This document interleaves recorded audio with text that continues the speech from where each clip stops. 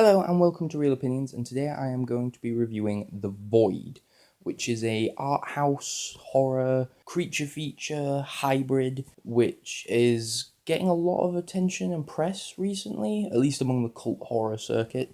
Now normally this is where I would do a plot synopsis. That's the convention of a review.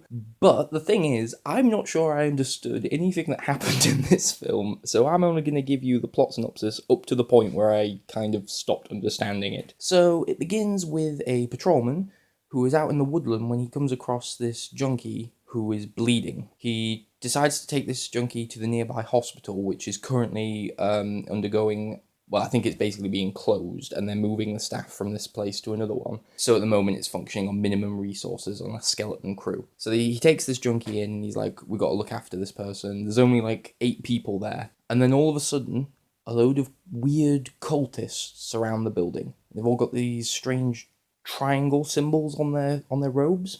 And it turns out that these cultists are violent, so they decide to barricade and hold up in there. But it turns out that the cultists aren't actually trying to invade. It's not a siege. They're actually trying to stop the people leaving. Because inside the hospital, these weird creatures start showing up, and it becomes apparent that the cultists are connected to these creatures. So you think, oh great, it's a creature feature. They're going to be fighting off these weird monsters, and that's the kind of route we're going down. Perfect. But no, because then what happens is the group go down into the sort of basement of the hospital and seemingly go into a weird hell dimension. And from there, I cannot tell you what anyone was trying to accomplish, what anyone's motivation was, what anyone was actually trying to do, what the bad guys were trying to do, what the threat was, or anything. I can't tell you what was going on. It was just abstract, weird stuff. And I have to say, I was a little disappointed. I saw the promotional material for this film, I saw the reviews, and people were comparing it to like John Carpenter, to Clive Barker, to these fun 80s horror movies, these fun sci-fi genre pictures. And that's not really what this is, but the film does market itself that way. You only have to look at the poster, and it looks like it's going to be a schlocky B movie, but it's really not. It's a pretentious art house horror movie, which is fine, that's a valid genre to be, but it does feel like it's kind of masquerading as a creature feature at times. And to be honest, I don't think that the gory, like gratuitous, extreme elements of the film mesh at all with the weird, abstract, existential themes that they're trying to communicate. It just feels a bit like a mess and a missed opportunity to me, to be honest. The directors of this film actually have done a lot of shorts and a lot of kind of amateur sort of pastiches of B movies, which again made me think that's what I was going to get here. And they have a background in both art design and makeup effects. They both worked on Suicide Squad in those respective departments, so that means that one of them's part of an Oscar-winning team, weirdly enough. And it's definitely the art direction and the makeup effects that are what stand out in this film. The look of the monsters is fantastic. They're kind of like a mix between Silent Hill twisted inhuman shapes and Hellraiser-y sort of gross out, icky, fleshy monsters. And they look, in terms of their design, they look brilliant.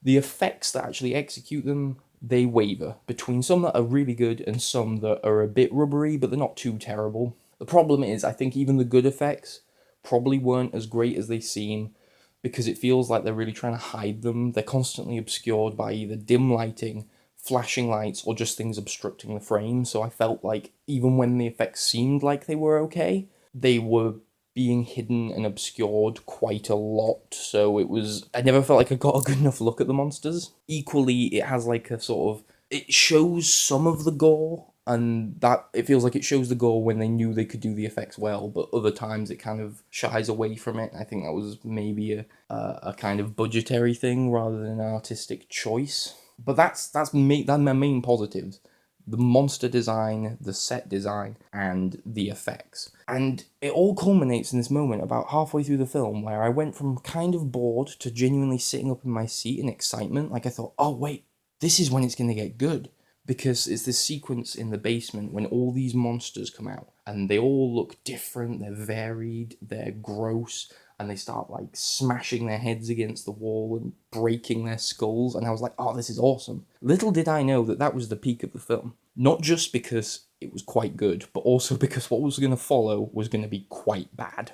It starts to try and do psychological horror, but A, It doesn't work because I can't connect to the weird abstractness when I can't even connect to the characters. I need the characters to sort of anchor me into your weirdness, but I did not care about them. They are so bland and boring. And secondly, just because something's psychological horror doesn't mean it's intelligent, and this was not intelligent. This was stupid psychological horror. And it felt like there was lots of illogical nonsense that you can just brush away and explain by, oh, it's because they're in a hell dimension, so therefore we don't have to worry about anything making any sense. And then the villain shows up, and not only is his motivation utterly ridiculous, and not only does he sort of seem to have a goal that is completely like, what?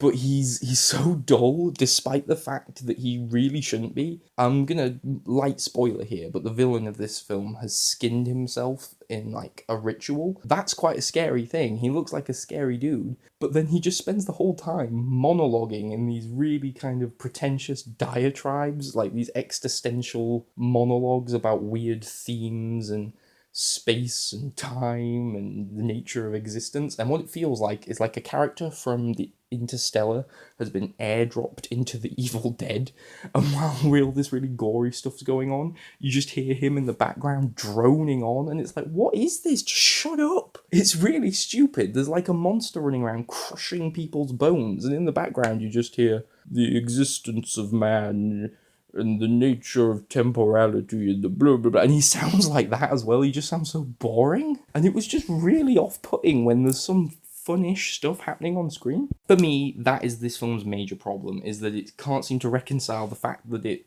is pretending to be a fun creature feature with the fact that it wants to be abstract, pretentious bobbins. The plot makes no sense, the characters are boring, and it just drags. The pacing is so slow that when these moments of gore happen, the only reason you're really shocked is because it's interrupted, meandering, boring, trite. I didn't hate this film, if it sounds like I did, because I think the technical execution suggests that there's some talented people behind it. Cinematography is decent. Sometimes it looks a bit amateurish and cheap. Sometimes it looks pretty good. The art design, the creature design, the effects, all really good, but they're just in service of a bad story, a fundamentally bad story, and a fundamentally just broken, dull film. I would give this a 5 out of 10, and I wouldn't really recommend it to you if you if as the posters suggest, if you like John Carpenter films, if you like The Evil Dead, because those films are fun and straightforward, and this film is not. There's some good stuff, I will give it that, but I would not recommend it unless you really, really like your abstract weird horror. If this review wasn't more incoherent and all over the place than the film itself, and you actually enjoyed it, we have loads of other reviews of cheap, weird horror films, so you should definitely look through our channel for those. Thank you for listening, and goodbye.